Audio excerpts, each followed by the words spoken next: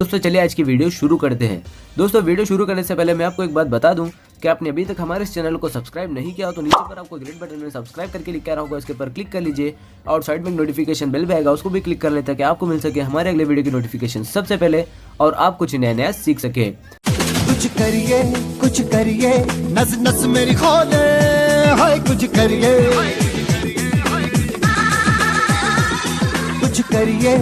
करिए बस बस बड़ा बोले, अब कुछ करिए।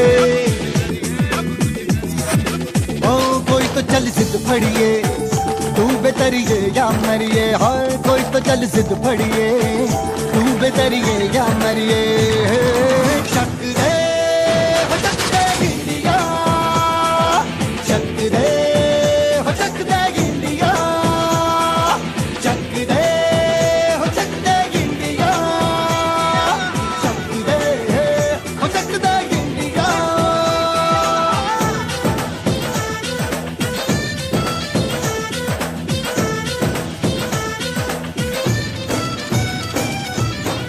लड़ती पतंगों में भिड़ती उमंगों में। Hello students, good morning. તો વિદ્યાર્થી મિત્રો, આપણે ધોરણ 12ની અંદર ચેપ્ટર નંબર 2 સપુષ્પી વનસ્પતિમાં લિંગી પ્રજનન, તેની અંદર વિદ્યાર્થી મિત્રો આજનો આપણો લાસ્ટ ટોપિક છે અને એ લાસ્ટ ટોપિકનું નામ છે અસંયોગી જનન એટલે શું અને અસંયોગી જનનનું મહત્વ। અસંયોગી જનન કેને કહેવાય અને અસંયોગી જનનનું મહત્વ શું છે તેના વિશે આપણે જોઈએ। તો સૌપ્રથમ સામાન્ય રીતે આપણે ખબર છે બીજ છે એ કેની નિપજ છે, તો કે ફલનની અંતિમ નિપજ તરીકે શું મળે, આપણે બીજ મળે।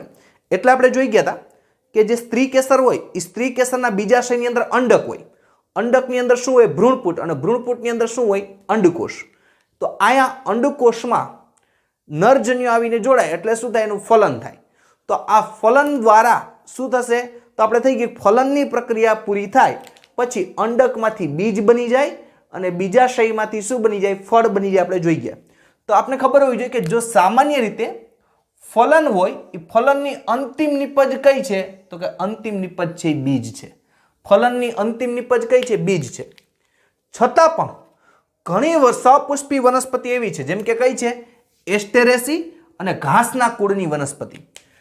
મોટા ભાગે ફલન થઈ જાય પછી એની અંતિમ નિપજ તરીકે શું હોય, બીજ હોય, ફલન પછી જ બીજ બને। છતાં પણ અમુક સપુષ્પી વનસ્પતિ કેવી, તો કે એસ્ટેરેસી અને ઘાસના કુળની વનસ્પતિ છે તેમાં ફલન વગર જ બીજનું અને ભ્રૂણનું નિર્માણ થઈ જાય। હવે જ્યારે ફલન વગર જ બીજનું અને ભ્રૂણનું નિર્માણ થઈ જાય આ પ્રક્રિયાને અસંયોગી જનન અથવા તો અનિર્ભેળતા તરીકે ઓળખવામાં આવે છે। ફરીથી રિપીટ કરું છું કે અસંયોગી જનન એટલે તો આપણે ખબર છે કે મોટા ભાગે વનસ્પતિમાં ફલન પછી એની અંતિમ નિપજ કઈ હોય, બીજ હોય। પણ અમુક વનસ્પતિ એવી છે જેમ કે કઈ કઈ, તો કે એસ્ટેરેસી વનસ્પતિ અને ઘાસના કુળની વનસ્પતિ એવી છે, એવી સપુષ્પી વનસ્પતિ છે કે જેમાં ફલન ન થાય અને ફલન થયા વગર જ સીધે સીધું બીજ અને ભ્રૂણનું નિર્માણ થઈ જાય। તો ફલન વગર જ બીજ અને ભ્રૂણનું નિર્માણ થઈ જાય એને કહેવાય અનિર્ભેળતા અથવા બીજું કહેવાય અસંયોગી જનન। અસંયોગી જનન કહેવાય પાર્થેનોસિસ, પાર્થેનોસિસ। હવે આપણે આગળ જોયું હતું કે ફલન વગર ફળનું નિર્માણ થાય તો એને અફલિત ફળ વિકાસ કહેવાય અથવા પાર્થેનોકાર્પિક કહેવાય। એટલે પાર્થેનોસિસ અને પાર્થેનોકાર્પિક નીટની અંદર, ગુજકેટની અંદર અથવા ગમે આ પ્રશ્ન પૂછાય તો અહીંયા આપણે ભૂલ ખાવાની નથી। આ એમસીક્યુમાં ખાસ ધ્યાન રાખવાનું છે, આપણે મોટા ભાગના મિસ્ટેક કરી નાખે છે કે આપણે એમ કીધું હોય કે ફલન વગર બીજ કે ભ્રૂણનું નિર્માણ થાય એને શું કહેવાય, તો એને અનિર્ભેળતા કહેવાય, અસંયોજન અથવા પાર્થેનોસિસ કહેવાય। પણ આપણે એમ કે ફલન વગર ફળનું નિર્માણ થઈ જાય તો એને શું કહેવાય, તો અફલિત ફળ અથવા શું કહેવાય, પાર્થેનોકાર્પિક। એટલે પાર્થેનોકાર્પિક અને પાર્થેનોસિસ આ બે શબ્દ ભેગા ન થાય એ ખાસ ધ્યાન રાખવાનું છે। હવે આપણે જોઈએ કે અસંયોગી જનન એ ખરેખર કેવું થયું, અલિંગી સ્વરૂપે જ થયું। કારણ કે અલિંગી પ્રજનન એટલે કે ફલન વગર જ નિર્માણ થઈ જાય ને અલિંગી પ્રજનન કહેવાય। તો અસંયોગી જનન છે કેના જેવું થયું, અલિંગી સ્વરૂપે જ થયું। પણ શું થાય, લિંગી પ્રજનનની નકલ કરે છે। લિંગી પ્રજનનની નકલ એટલે લિંગી પ્રજનન શું થતું હતું, અંડકોષ સાથે શુક્રકોષ જોડાઈ જાય અને શું થાય તેમાં સજીવ નિર્માણ અથવા અંડકોષ સાથે નરજન્યુ જોડાઈ જાય એટલે એમાં શું થઈ જાય? સજીવનું નિર્માણ થઈ જાય. એટલે અંડકોષમાંથી યુગ્મન જ બને અને એમાંથી વનસ્પતિ બનતી હતી. તો અહીંયા થાય અલિંગી સ્વરૂપે, પણ લિંગી પ્રજનનની નકલ થાય. અસંયોગી જનન અનેક રીતે સર્જી શકાય. કઈ રીતે? ઘણી જાતિઓ એવી હોય કે જેમાં અર્ધીકરણ ન થાય. એટલે અર્ધીકરણ ન થાય એટલે કોષ કેવો ન બને? એકકીય ન બને. દ્વિકીય હોય તો દ્વિકીય જ રહીએ કે ન રહીએ?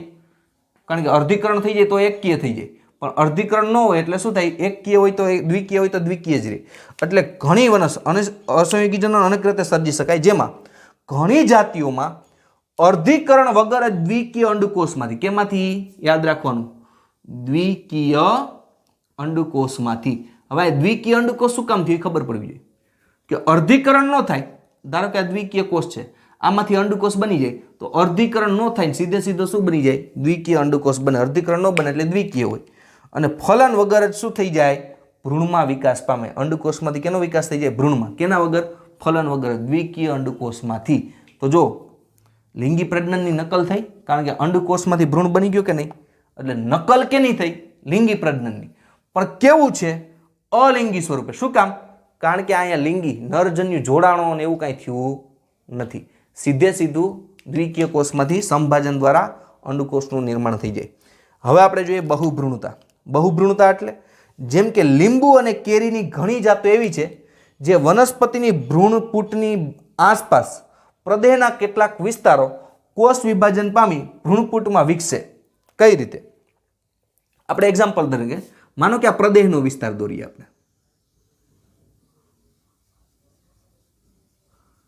આ વિસ્તાર છે,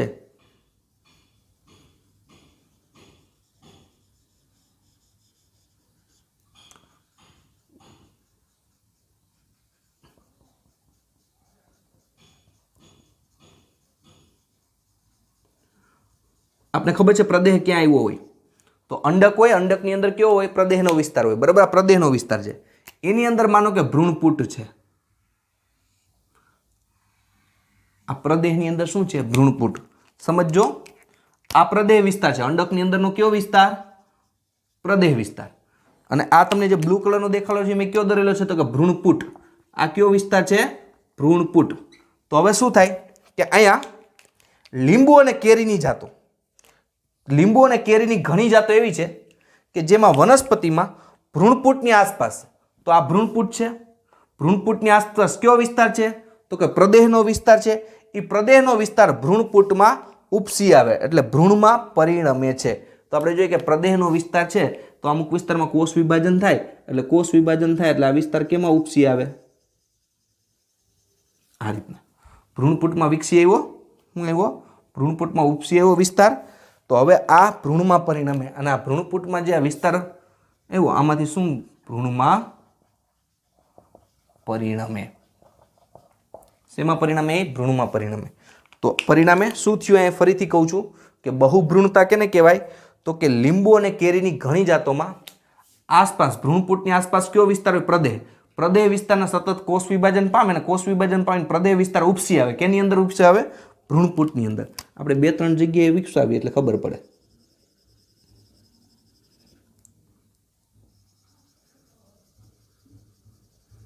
આ ભ્રૂણપૂટની અંદર પ્રદેહનો વિસ્તાર ઉપસી આવ્યો, આમાંથી શું બની જાય? ભ્રૂણ બની જાય. બરોબર છે. તો પરિણામે શું થાય કે આવી જાતિઓમાં દરેક અંડકમાં ઘણા બધા ભ્રૂણ બને. ભાઈના ઘણા બધા ભ્રૂણ, 1, 2, 3 આવા ઘણા બધા. તો આવી જે જાતિઓ હોય જેમાં શું થાય? ઘણા બધા ભ્રૂણ ધરાવે, ભ્રૂણમાં પરિણામે. બરોબર, ઘણા બધા ભ્રૂણ ધરાવે છે અને એક બીજમાં એક કરતાં વધુ ભ્રૂણની હાજરી હોય, એક જ બીજની અંદર એક કરતાં વધુ ભ્રૂણની હાજરી હોય અને શું કહેવાય? બહુભ્રૂણતા કહેવાય. બહુ ઇઝી છે, સમજવું છે કે આપણે જોઈએ કે ફરીથી આપણે પહેલેથી રિપીટેશન કરી. અસંયોગી જનન એટલે શું? કે સામાન્ય રીતે ફલનની અંતિમ નિપજ બીજ છે, પણ અમુક વનસ્પતિ જેમ કે એસ્ટેરેસી અને ઘાસના કુળની સપુષ્પી વનસ્પતિ છે એમાં ફલન વગર જ બીજ અને ભ્રૂણનું નિર્માણ થઈ જાય. તો ફલન વગર બીજ અને ભ્રૂણનું નિર્માણ થતું એને અનિર્ભેળતા અથવા અસંયોગી જનન કે અસંયોગી જનનને બીજું કે પાર્થેનોસિસ કહેવાય. હવે બીજી વસ્તુ એક શબ્દ મિસ્ટેક નો થાય કે ફલન વગર ફળનું નિર્માણ થાય ને અફલિત ફળ વિકાસ કહેવાય અને અફલિત ફળ વિકાસને શું કહેવાય? પાર્થેનોકાર્પિક. તો ફલન વગર બીજ કે ભ્રૂણનું નિર્માણ થાય ને પાર્થેનોસિસ કહેવાય અને ફલન વગર ફળનું નિર્માણ થાય ને પાર્થેનોકાર્પિક કહેવાય. આ બે શબ્દમાં ભૂલ ન થઈ. અસંયોગી જનનમાં શું થાય કે લિંગી અલિંગી પ્રકાર થાય પણ લિંગી પ્રજનનની નકલ થાય. કઈ રીતે? તો અસહયોગી જનન અનેક રીતે. ધારો કે અર્ધીકરણ થયા વગર જ દ્વિકીય અંડકોષ બની જાય અને આ દ્વિકીય અંડકોષમાંથી શું થઈ જાય? તો કે ભ્રૂણનું શું થઈ જાય છે? ફલન વગર જ ભ્રૂણનો વિકાસ થઈ જાય. તો જે લિંગી પ્રજનનની નકલ થઈ અંડકોષમાંથી ભ્રૂણ બની ગયો. કેવો છે? દ્વિકીય અંડકોષ છે. બરોબર છે. પણ અહીંયા અર્ધીકરણ દ્વારા જન્યુ નિર્માણ થયું નથી, એટલે જન્યુ જોડાઈને નથી થયા, એટલે લિંગી પ્રજનનની નકલ કરે છે. બરોબર છે. અંડકોષમાંથી બન્યું પણ કયા સ્વરૂપે? અલિંગી સ્વરૂપે. તો બહુભ્રૂણતા કેને કહેવાય? કે લીંબુ અને કેરીની ઘણી જાતો વનસ્પતિમાં ભ્રૂણપૂટની આસપાસ પ્રદેહનો વિસ્તાર હોય. આ પ્રદેહનો વિસ્તાર છે એમાં કોષ વિભાજન થઈને સતત ક્યાં ઉપસી આવે? ભ્રૂણપૂટની અંદર વિકસી આવે. તો એમાં ઘણા બધા ભ્રૂણ બની જાય. તો ઘણી જાતિઓમાં અંડકમાં ઘણા બધા ભ્રૂણ ધરાવે છે. આમ એક બીજમાં એક કરતાં વધુ ભ્રૂણ હોય એને શું કહેવાય? બહુભ્રૂણતા કહેવાય.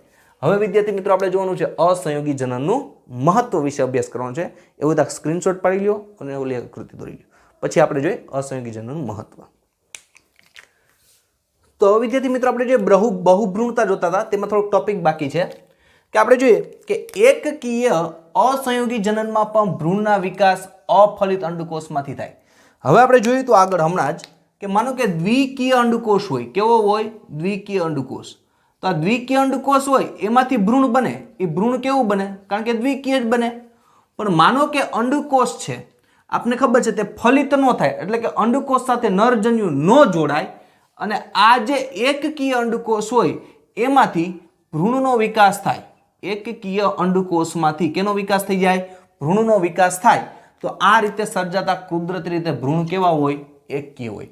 કુદરતી રીતે ભ્રૂણ કેવા હશે? એકકીય. સમજજો પહેલા કે માનો કે દ્વિકીય અંડકોષ હોય એટલે કે ફલન નથી થયું પણ સંભાજન દ્વારા કોઈ બીજી પ્રકારે અંડકોષમાંથી ભ્રૂણ બની ગયો તો એ દ્વિકીય અંડકોષમાંથી બનેલો ભ્રૂણ કેવો બને? દ્વિકીય બને.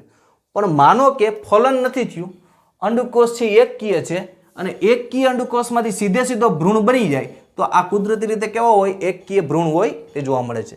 હવે માનો કે નારંગીનું બીજ હોય, એ નારંગીના બીજને તમે દબાવશો, એકદમ નારંગીનું બીજ હોય એકદમ દબાવશો, તેમાં તમને બીજમાં વિવિધ કદના અને વિવિધ આકારના શું જોવા મળશે? ભ્રૂણ જોવા મળશે. નારંગીનું બીજ હોય એ બીજને તમે એકદમ દબાવો એટલે એ બીજને દબાવશો તો તમને એમાંથી દરેક બીજમાં વિવિધ કદના અને આકારમાં શું જોવા મળશે? ઘણા ભ્રૂણ જોવા મળશે. હવે અસંયોગી જનનનું મહત્વ. પહેલા તો આપણે ખોરાક અને શાકભાજીમાં કેટલીક સંકર જાતો વિશિષ્ટ રીતે ઉગાડવામાં આવે છે. ખોરાક અથવા શાકભાજીમાં સંકર જાત વિશિષ્ટ રીતે ઉગાડવામાં આવે છે. સંકર જાત એટલે કઈ રીતે? આપણે શાકભાજીનું એક ઉદાહરણ લઈએ. માનો કે આપણે બીજ લઈએ. આ બીજ લીધું, આ જમીનનો વિસ્તાર, બીજમાંથી એક વનસ્પતિ ઉગી. આ વનસ્પતિ છે મરચાની. તો આમાં જે મરચા આવશે, મરચા એ કેવા છે? લાંબા મરચા છે પરંતુ તીખા નથી. કેવા નથી? તીખા નથી. હવે માનો કે બીજું બીજ છે. આ બીજા બીજમાંથી વનસ્પતિ ઉગી મરચાની વનસ્પતિ છે. હવે આમાં જે મરચા આવશે એ મરચા તીખા તો છે પરંતુ લંબાઈ કેવી છે? ટૂંકા છે. કેવા છે? ટૂંકા છે. તો હવે વિદ્યાર્થી મિત્રો આપણે અહીંયા જોયું કે માનો કે આપણી પાસે શાકભાજી છે પણ આપણે ઈચ્છિત લક્ષણો જોઈએ છે. કેવા? ઈચ્છિત લક્ષણો. ઈચ્છિત લક્ષણો એટલે કે આપણે મરચા લાંબા પણ જોઈએ છે અને મરચા તીખા પણ જોઈએ છે. માનો કે આનું સ્ત્રી કેસર હોય, આનું શું હોય? સ્ત્રી કેસર. અને આનું માનો કે પુંકેસર હોય. તો આની પરાગરજ છે એ આ વનસ્પતિના સ્ત્રી કેસરના પરાગાસન ઉપર પ્રસ્થાપિત થાય. પરિણામે હવે આપને જે નવું બીજ મળશે, આ નવું બીજ મળ્યું અને આ નવા બીજની વનસ્પતિ હશે એમાં આપને કેવી મળશે? તો કે મરચા છે એ કેવા હશે? લાંબા પણ હશે અને તીખા પણ હશે. તો આ બીજને કેવું બીજ કહેવાય? સંકર બીજ કહેવાય. કેવું બીજ કહેવાય? સંકર બીજ. આખી પ્રક્રિયા સમજજો. આપણે શાકભાજીમાં કેટલીક ખોરાકમાં વનસ્પતિમાં આપણે સંકર જાતો ઉગાડી. કઈ રીતે? તો આ આપણે ઈચ્છિત લક્ષણો વાળું બીજ થયું. કેવું થયું? ઈચ્છિત લક્ષણો. કે એમાં ધારી એવા લક્ષણો મળ્યા. આપણે કેવા લક્ષણો ધરતા હતા? કે મરચું લાંબુ પણ હોવું જોઈએ અને તીખું પણ હોવું જોઈએ. અહીંયા આપણે જોયું આપણી પાસે વનસ્પતિ હતી, બીજ હતું, તેમાં મરચું કેવું હતું? લાંબુ હતું પણ તીખું નહોતું. પણ બીજી વનસ્પતિ મરચાની હતી, એમાં મરચું તીખું હતું પણ ટૂંકા હતા. તો આપણે એવી વનસ્પતિ જોઈ, મરચા લાંબા પણ જોઈ, તીખા પણ જોઈ. તો આ બંને વચ્ચે સંકરણ કરાયું. આની પરાગરજ લીધી, આનું સ્ત્રી કેસરીમાં પરાગરજ સ્થાપિત કરી એટલે પરિણામે નવું બીજ મળ્યું. એવું મળ્યું કે જેમાં લાંબા મરચા પણ છે ને તીખા છે. તો આ બીજ કેવું થઈ ગયું? સંકર બીજ. તો આ રીતના સંકર બીજ. હવે સંકર બીજની ઉત્પાદકતા ઊંચી હોય. કઈ રીતે? ઊંચી જ છે. જો અહીંયા બીજ મરચા લાંબા હતા પણ તીખા નહોતા, તો અહીંયા મરચા તીખા છે પણ લાંબા નથી, ટૂંકા છે, તો આની ઉત્પાદકતા ઓછી થઈ. પણ સંકર બીજની ઉત્પાદકતા વધી ગઈ. શું કામ? કારણ કે આ બેયના લક્ષણો આમાં છે, મરચા લાંબા પણ છે અને તીખા પણ છે. તો સંકર બીજની ઉત્પાદકતા કેવી હોય? ઊંચી હોય. હવે સંકર બીજ દર વર્ષે ઉત્પન્ન કરવા પડે, કારણ કે સંકર બીજમાંથી મેળવેલ બીજ ઉગાડવામાં આવે તો સંતતિના લક્ષણો છે તે વિશ્લેષણ થઈ જાય અને સંકર લક્ષણો જળવાય નહીં. જો હવે સંકર બીજ દર વર્ષે ઉત્પન્ન કરવા પડે. શું કામ? કે માનો કે હવે આ સંકર બીજ છે, આ સંકર બીજને તમે વાવી દીધું, આ સંકર બીજને વાવ્યું. હવે વાવ્યું એટલે બીજી કોઈ પરાગરજ આવીને બેસી ગઈ. શું થઈ ગયું? સંકર બીજને તમે વાવ્યું એટલે જે વનસ્પતિ ઉગી, વનસ્પતિ ઉગી, માનો કે આનું બીજ તમે લ્યો તો અહીંયા બીજી કોઈ પરાગરજ આવીને બેસી ગઈ. તો બીજી કોઈ પરાગરજ આવીને બેસી જાય તો પરિણામે હવે તમને મરચા મળે, લાંબા અને તીખા બે જોવા મળે એવું જરૂર નથી. કાંઈક ફેરફારો થઈ જાય, કે તીખામાંથી મોડા થઈ જાય, લાંબા તો થાય પણ મોડા થઈ જાય, એટલે કાંઈક ફેરફારો થઈ જાય. એટલે જો આ સંકર બીજને તમે દર વર્ષે આપણે ઉગાડવા પડે, કારણ કે સંકર જાતમાંથી મેળવેલ બીજ, હવે આ સંકર જાતમાં હોય એ મરચાનું બીજ હોય ને એ તમે વાવો તો પરિણામે શું થાય? એના લક્ષણો છે એ બદલાઈ જાય. લક્ષણો બદલાઈ જાય એટલે સંકર બીજના લક્ષણો શું હતા? મરચા લાંબા અને તીખા થવા જોઈએ. એને બદલે શું થઈ જાય? કાંઈક ફેરફાર આવી જાય. કાં લાંબા થાય તો તીખા નો થાય, તીખા થાય તો લાંબા નો થાય, કાંઈક ફેરફારો આવી જાય. એટલે સંતતિના લક્ષણોનું શું થઈ જાય? વિશ્લેષણ થઈ ગયું. વિશ્લેષણ થઈ ગયું. વિશ્લેષણ થઈ ગયું એટલે બદલાઈ જાય, લક્ષણો થોડાક બદલાઈ જાય. તો સંકર બીજનું ઉત્પાદન મોંઘું છે. સંકર બીજનું ઉત્પાદન કેવું છે? મોંઘું છે. પરિણામે ખેડૂતોને પણ સંકર બીજ કિંમતમાં કેવા પડે? વધુ પડે. સંકર બીજ છે તેનું ઉત્પાદન કેવું છે? મોંઘું છે. પરિણામે ખેડૂતોને પણ સંકર બીજ કેવા પડે છે? મોંઘા પડે છે. તો આવી હાઇબ્રિડ જાતિ, હાઇબ્રિડ જાતિ કહેવાય. સંકર જાતિ એટલે કેવી કહેવાય? હાઇબ્રિડ જાતિ. આવી હાઇબ્રિડ જાતિ અસંયોગી જનન રીતે ઉગાડવામાં આવે તો સંકર સંતતિના લક્ષણોનું વિશ્લેષણ થતું નથી. હવે માનો કે આ સંકર બીજ છે એમાં અસંયોગી જનન થાય.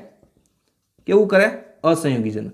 અસંયોગી જનન એટલે કે ફલન વગર જ બીજ કે શેનું? ફલન વગર બીજ કે ભ્રૂણનું નિર્માણ થાય ને અસંયોગી જનન કહેવાય. તો આ સંકર બીજ આપણે મળ્યું છે એનું અસંયોગી જનન કરો એટલે ફલન તો થાય નહીં. તો ફલન થાય નહીં એટલે બીજી પરાગરજ આવીને બેસે નહીં. એટલે એમાંથી જો પાછું અસંયોગી જનન તરીકે તમે બીજ ઉગાડો અને પછી બીજ ઉગાડો તો એમાં સંતતિના જે સંકર બીજના લક્ષણો છે તે જાતા નથી. પણ જો તમે એને વાવી દેશો અને આનું બીજ તમે લેશો વાવીને અને પછી બીજ લીધું અને એ બીજ જો તમે વાવશો ને એમાંથી વનસ્પતિ ઉગી તો આ સંકર જાતિનું બીજ વાવ્યું હોય પછી એમાં ફલન થાય. ફલન થાય એટલે બીજી પરાગરજ આવીને બેસે એટલે લક્ષણો બદલાઈ જાય. પણ ઈ સંકર બીજનું તમે કેવું કરાવો? અસંયોગી જનન કરાવો તો પરિણામે શું થશે? કે અસંયોગી જનન કરો લક્ષણોનું વિશ્લેષણ થાય નથી, જેથી ખેડૂતોને વર્ષો સુધી કેવો પાક મળતો રહે? આ સંકર પાક છે સતત ને સતત મેળવી શકાય ને દર વર્ષે સંકર બીજ ખરીદવાની જરૂર રહેતી નથી. તો આ વિસ્તારમાં આજથી વિદ્યાર્થી મિત્રો અસંયોગી જનનનું મહત્વ અને તેનું અસંયોગી જનન એટલે શું ને તેનું મહત્વ આ એક ઉદાહરણ આપ્યું છે. આ ઉદાહરણ ઉપરથી વિદ્યાર્થી મિત્રો થિયરી સમજશો તો તમને સહેલી લાગશે. તો વિદ્યાર્થી મિત્રો આપણે આ ચેપ્ટર અહીં પૂરું કરી છીએ. Chapter number 2. હવે આપણે નેક્સ્ટ લેક્ચરની અંદર નવા ચેપ્ટરથી સ્ટાર્ટ કરશું. તો આ ચેપ્ટર કમ્પ્લીટલી તમને સમજાઈ ગયું હશે. આઈ હોપ એવી હું આશા રાખું છું. ફરીથી કહું છું વિદ્યાર્થી મિત્રો, આપણે બધા જ શબ્દો વ્યવસ્થિત સમજવાના છે. જેટલું પણ ભણ્યા છે એનું રિવિઝન કરી નાખવાનું છે આ ચેપ્ટરનું, એટલે નેક્સ્ટ લેક્ચરમાં આપને મજા આવે. તો આ જોઈ લેજો, વાંચતા રહેજો, આ બધી પ્રક્રિયા સરળતાથી સમજતા રહેજો અને ઉદાહરણો આપ્યા છે તે જોતા રહેજો. તો વિદ્યાર્થી મિત્રો અહીંયા રાખી હવે નેક્સ્ટ લેક્ચરની અંદર નવા ચેપ્ટર સ્ટાર્ટ કરશું. ઓકે વિદ્યાર્થી મિત્રો, thank you, have a nice day.